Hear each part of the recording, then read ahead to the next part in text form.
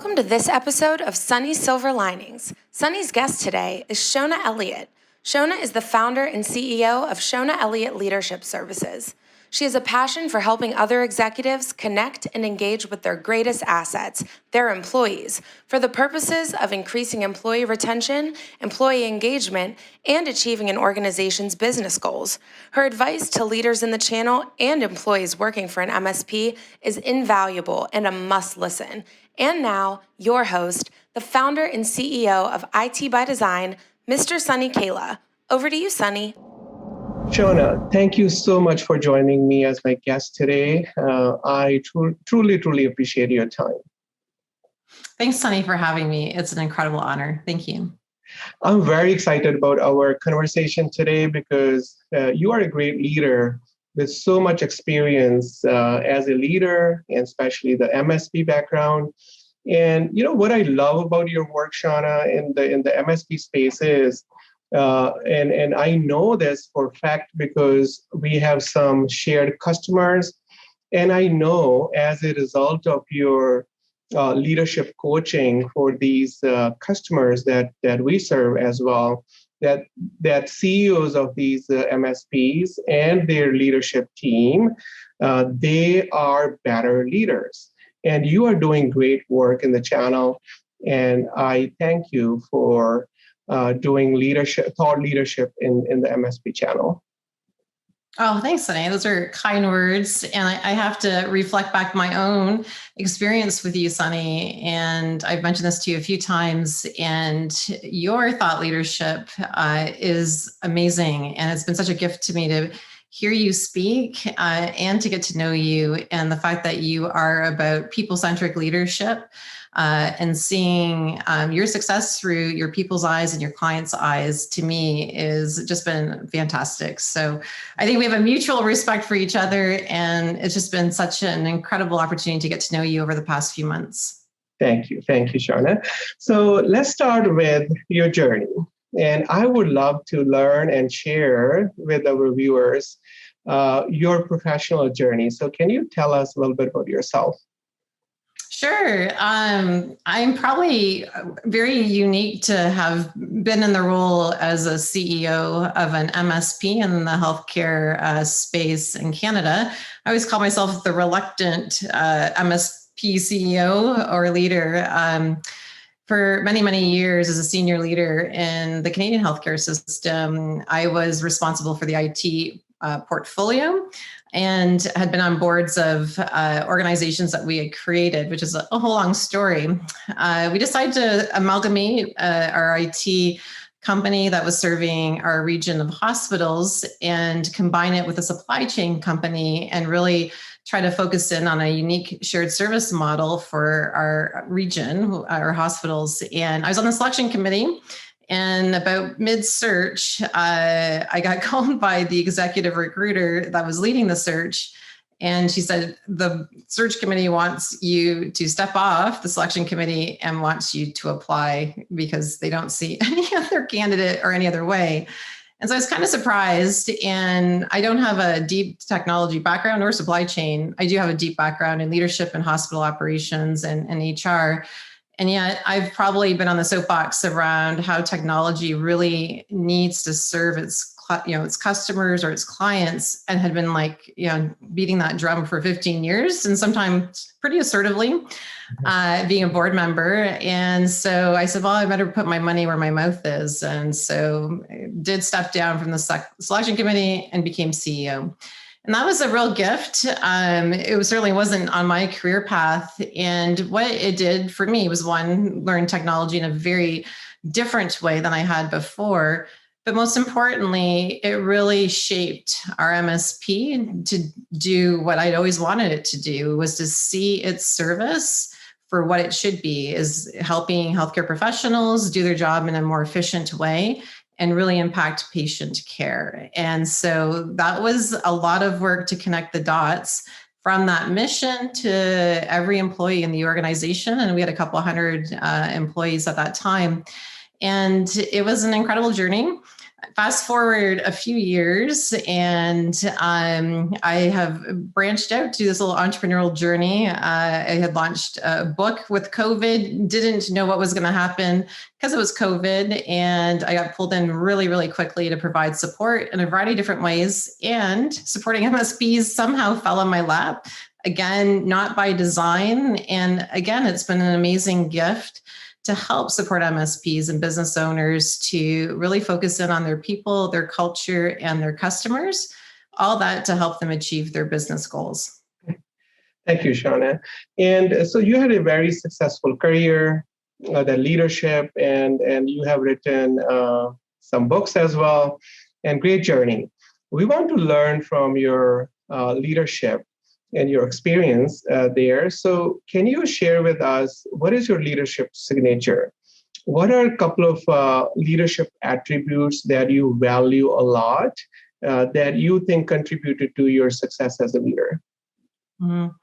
So I've done a lot of work in the leadership space over 15 years. And for me as a senior leader, which has been predominantly my role in my career, is the connection of a senior leader to the reality of the front lines.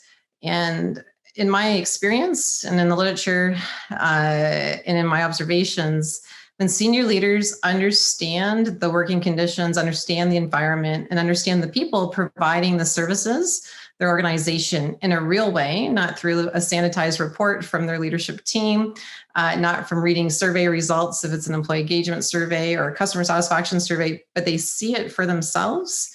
Yeah. They feel differently about their priorities. They're more informed about the decisions they make, and they create deeper relationships with those who they serve. So I am more of a servant leader at heart. And I don't have a signature beyond just connecting with those that you're in service to, which is your frontline employees and your leadership team. Yeah, no, thank you for sharing that. And we share that in common, people before anything else. And you always talk about the importance of employee experience, employee engagement, because you normally relate that again with people and people that we are serving, internal and external. So can you talk to me a little bit about employee engagement, employee experience, what it means to you, and what is the key difference between engagement and experience of people? Yeah. There's so many buzzwords in leadership that have evolved over years, and certainly my career. And my first foray into anything around employees and how they feel about an organization was with staff satisfaction. So that's many years ago. And I remember getting I think it was a 200-page report on staff satisfaction in my first week as a senior leader in a large hospital. And they said, here you go. This is your responsibility. You need to fix it. The results aren't looking too good. And I spent a couple of hours poring over staff satisfaction and knowing I was responsible and wasn't really quite sure how I was going to tackle it. Thought, gosh, this is interesting. And yes, a lot of feelings and emotions, but it doesn't really tell the real story. And it is a snapshot in time. And how do we understand really what is happening in our employees' experience of our organization? And so I fast forward many years later, we were able to get those scores improved over a few years, but not just by focusing on staff satisfaction and a survey result. It is by looking at their experience, the holistic journey of that employee from pre-recruitment to their recruitment, their onboarding, to how we integrate them into the culture of the organization. How do we align their work with the mission of the organization or its purpose? And then how do we grow and develop them? How do we check in and support them through their life, since they are humans and they have life as well? And so if they're with you for ideally a long time, they're going to have wonderful seasons in their life and then not so much wonderful seasons in their life. So how do you support them through that? And then how do you offboard them? And even that needs to be looked at through the eyes of employee experience. And how do you gather their feedback, their perspectives, their ideas throughout the process on your business, but most importantly, on any practice, policy, or decision that impacts them directly. And how do you do that in advance? And so employee engagement gives you a slice of that, and it's important.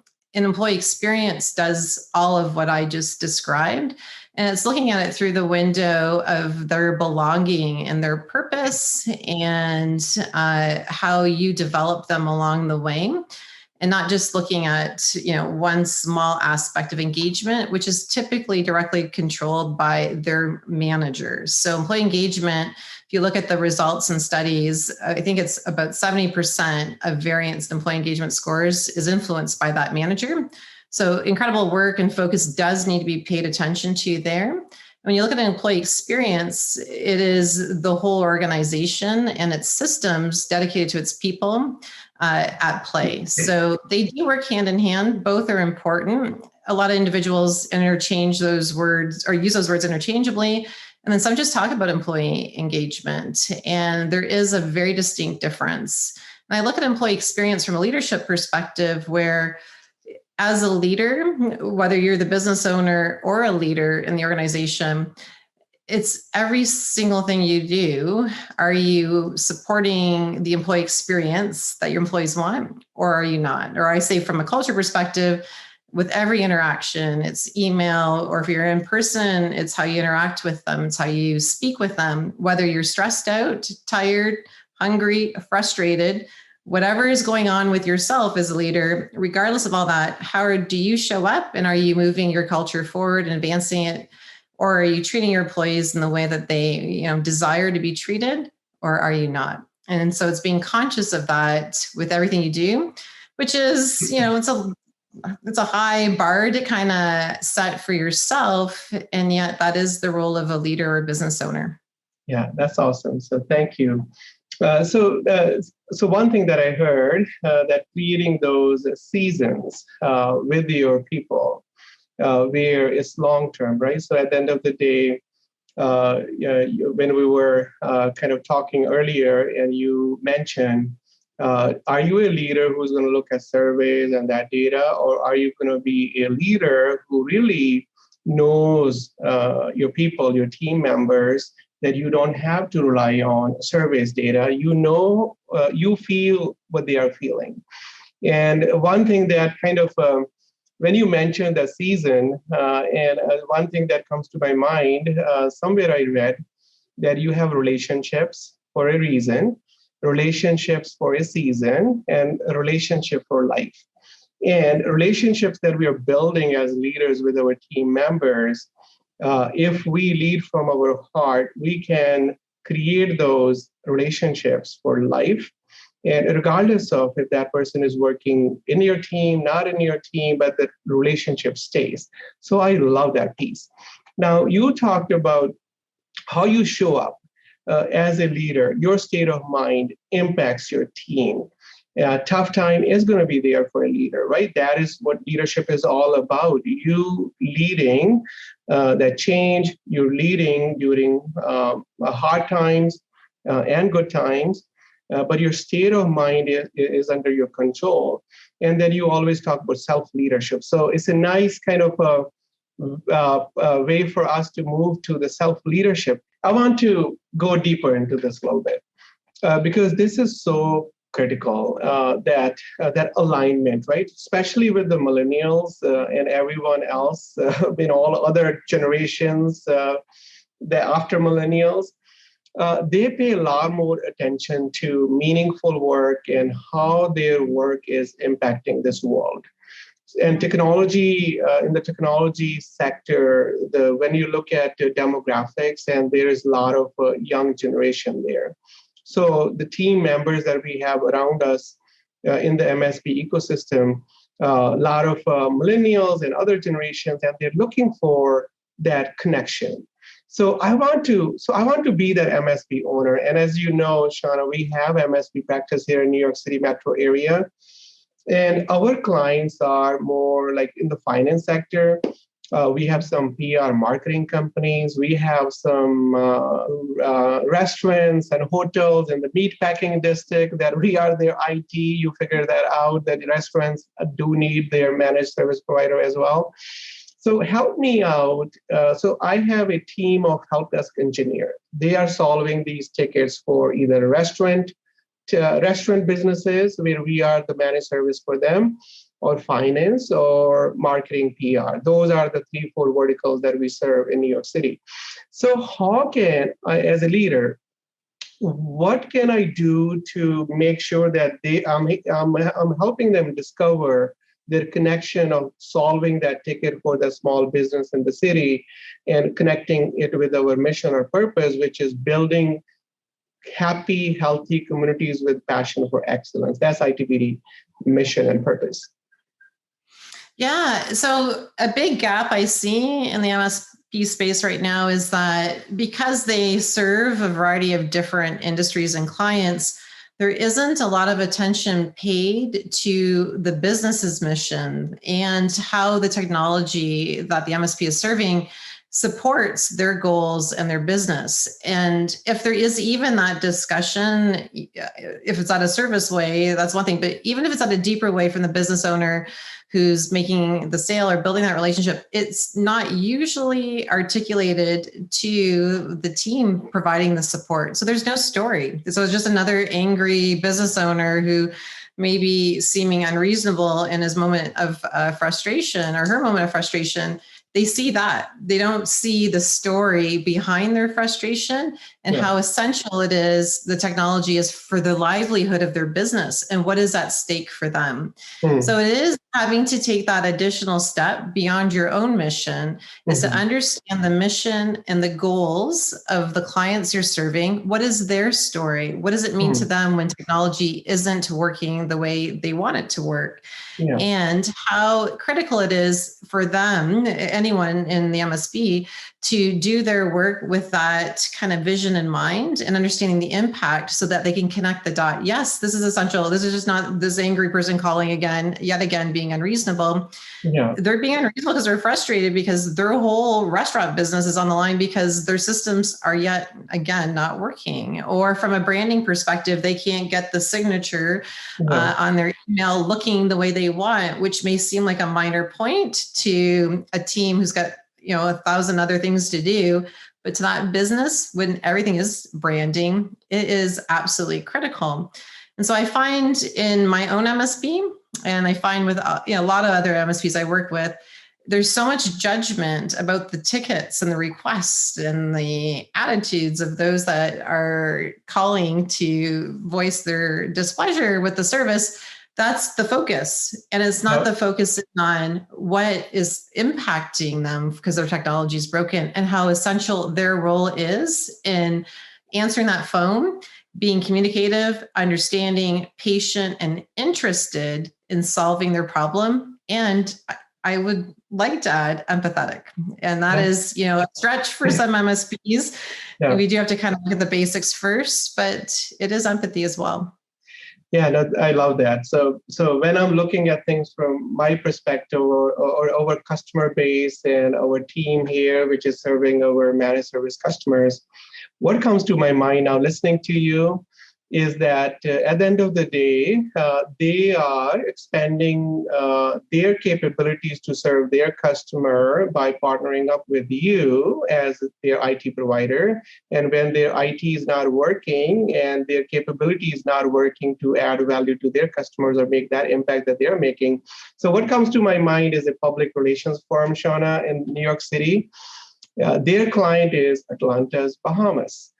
And so I'm like, Atlanta's Bahamas is their customer. And when this public relations company's technology is not working, they are not able to serve their customer, which is creating that happy place for families and children where they can go and have their kind of really their family time. And, at the end of the day, if my engineer, help desk or managed services engineer is serving that PR firm and their technology is working, actually this person is creating that environment or that property which is helping families have that happy time. So you can relay that ticket to really making an impact on another family or another human being. 100%. And it's interesting because MSPs have such a wide variety of clients who are also serving other clients. And long before there were MSPs, IT was part of that organization. And so I still look at it today as that you're, as an employee of an MSP, part of every organization that you serve and part of who they serve as well. So it's hard to kind of keep the fact that you may have 50, 100, 20 clients that you're a part of their organization. And in reality, you were at some point in time long ago, and it is a different model today. And yet you are still part of the team and you are still serving the mission of that organization. And it might be 20 organizations or 50. And yet you are doing that. So that is a business owner's role, is to try to understand it themselves. Their organizations that they're bringing on, their clients, their pain points, the importance of technology, what their business goals and priorities are, and then help connect all those dots to the team and to be building those stories. And then use the examples of frustrated clients and why they're frustrated to help peel the onion for the team, that this is not just someone complaining and being difficult, although that might be that individual's personality. And there's always something behind it. And there is a reason of importance that we have to understand, because it is a pain point for their organization and their clients. And so you don't know who you're impacting kind of down the chain. Yeah, no, and I'm going to connect this with your sharing of self-leadership, personal accountability. On one side, we can look at that frustrated customer, and he's just trying to be difficult, is his personality. And another piece is that self-leadership that you're talking about. Okay, rather than me just blaming his personality or him being difficult, there must be, let me just go deeper and listen generously and see what is that question behind that frustration. And if I understand that, what can I do, right? I cannot change his personality, but what can I do to make sure that I am taking personal accountability based on my controllables list to serve that customer better, rather than just going to that blame game type of mindset. Sure. Yeah. 100%. And, I hear a lot of thought leaders out there, and we'll say, some things maybe that are similar to what we're talking about today. And, I see a lot of leaders kind of roll their eyes and say, well, they don't know, they've never done it before, which is usually true. And in my case, I can't think of any other leader I've come across that has had to deal with as many angry surgeons, chief of staffs, patients, clients, CEOs, senior leaders in their career as I have. So it's not like I'm just saying, yes, this is what business owners need to do, and I don't understand the reality. That has been my reality. And I've seen the crunchiest, most difficult, chief of surgery, will say, who's been viewed as just white noise for years and shows up in, not the ideal way. And I always try to find that gem of what is really going on here beyond the noise, beyond how they're showing up. And there's always something. And if you can just sit in that space and not internalize it and have that mindset that your gift to them is listening and truly seeking to understand and not judging, and find it in the noise, there's always something to work with. And yes, often lots of noise that, isn't relevant, and there's always something. And it does take a mindset and a perspective to sit in that uncomfortable space. And for me, it's not uncomfortable. I enjoy it because you can strengthen relationships through that conversation, build trust, and provide value along the way. Yeah. And to your point, Shona, so these are in general very challenging roles, right? And we understand that. And it's a lot more challenging during a pandemic. And it's making it, that job of a leader where your speed is going to be equal to the speed of your team. And in the world that we live in right now, where talent wars are going on, and where the top talent retention is a high impact on that leader. And if that is a challenge, then it's even more challenging. So scary times around us because of a pandemic, with talented retention becoming an issue. So it can even bring more challenges for leaders, and especially MSP leaders, when tech talent is just not out there. So it is so crucial, so important for MSP owners to focus on their talent, their culture, their retention. And I love, and what I'm taking away from this podcast, Shona, is from our talk, is that the value of employee engagement and making sure that the employee experience is right, so that you have a highly engaged workforce team that's going to make stuff happen. And stuff happen for that customer experience. And the importance of having that, you being that brand, story brand, where your people know the story in terms of the connection, that the work that they have with the customer, and having for business owners to understand those hidden costs as well. So hidden costs for attrition and how it impacts them. And then taking the ownership of employee engagement, because no one else is going to get up and see, okay, how about the culture. It is CEO's job to make sure that your culture is strong, and especially now that people are taken care of and they feel good about the culture, especially in pandemic. And the CEO's number one job is to focus on people, focus on culture. And for culture to be strong, you need to make sure that the employee engagement and employee experience is world-class. That can make the customer experience world-class. So those are the three takeaways: employee engagement experience, self-leadership, and taking ownership of that culture, which is the feeling of your team.